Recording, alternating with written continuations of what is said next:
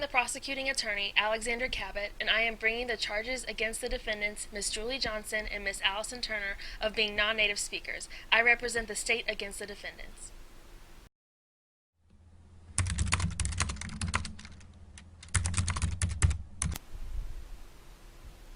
The defendants, Ms. Turner and Ms. Johnson, are accused of not being native speakers.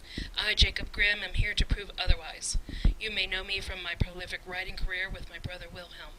I would submit to you, Honorable Judge Judy, that the defendants are not guilty. They are indeed native speakers of the English language. May it please the court that I display the following rules of my law, Grimm's Law. In doing so, I will explain how Grimm's Law affected English, a direct descendant of German. The law applies to the Indo-European languages in the way that words change their pronunciation over time.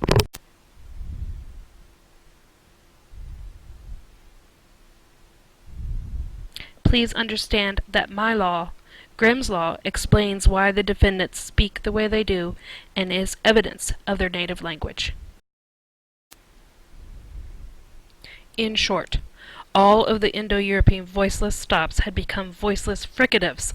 The Indo-European voiced stops had become voiceless stops, and the Indo-European voiced aspirated stops had become voiced stops. So what does this mean for the defense of my clients?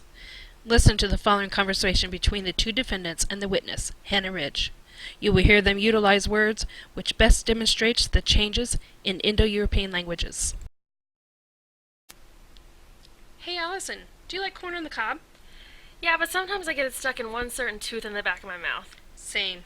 One time my brother gave a cob to a coonhound and the corn was stuck in his teeth for 3 days.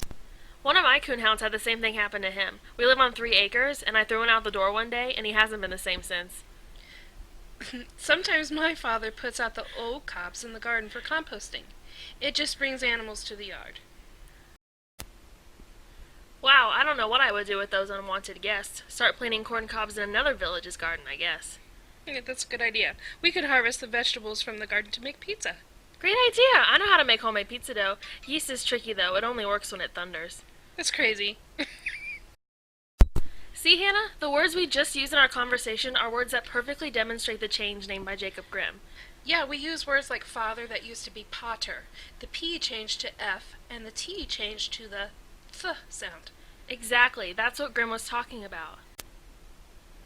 Oh, I think I get it. He just noticed how the languages were changing. Because they are using the conventions of the changing language, then we know that they are native speakers.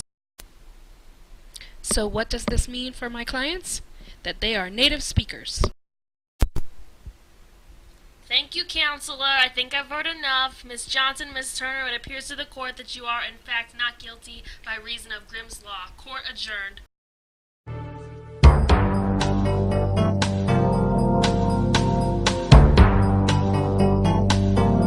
Created using Powtoon.